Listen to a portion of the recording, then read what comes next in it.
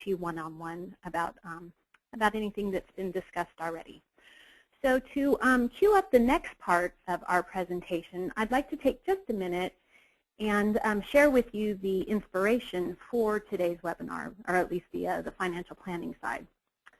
My grandparents passed away a couple of years ago, and I found myself as a successor trustee to their trust and as the executor for their will.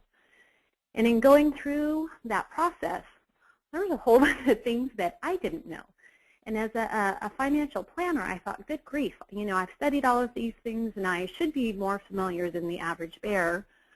And yet there were a number of times that I had to tap Justin on the shoulder and say, hey, Justin, can you help me out with this? And we were having lunch one day, and we thought, you know, gosh, this would make a really great presentation and would be helpful information.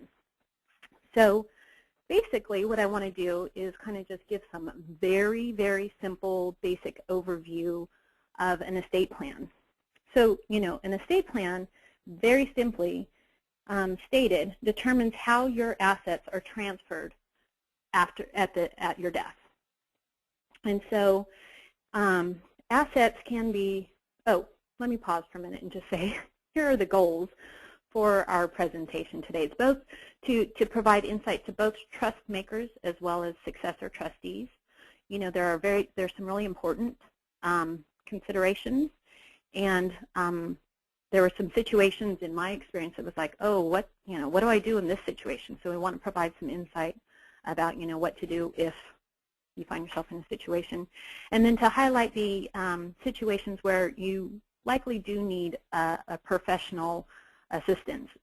Justin's presentation lays out some really good information, and it highlights where you definitely want to seek the advice of somebody like Justin, or where we can step in and help with making some important determinations. So going back to the estate plan, and it's I'm not driving, so Justin and I are trying to coordinate this. I apologize for the clunkiness.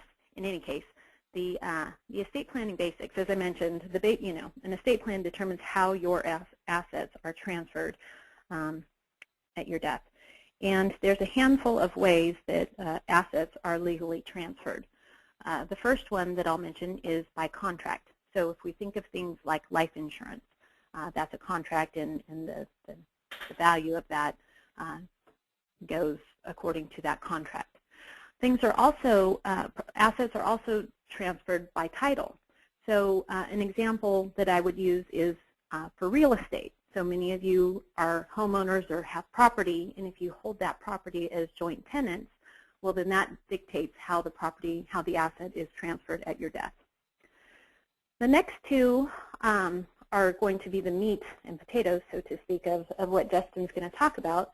But a trust, basically, it directs how your assets are to be dispersed, and there are a lot of things controls you can put in your trust. A will is a more simplified document, and it directs how your assets are transferred, but you don't have a lot of control. And there's one important provision within a will that will be kind of related to Justin's discussion, and it's called a pour-over clause. We see a lot of pour-over wills, and if you think of visually that clause, what it's doing is it's saying once a trust is made, things are they're titled or transferred into the trust. But if you have a pour-over clause in your will, what it does is it takes anything that you didn't retitle and move into the trust, and it pours it over into the trust so that it can be subject to whatever rules or controls you wanted to put in there. So without further ado, I'm going to go ahead and turn it over to Justin.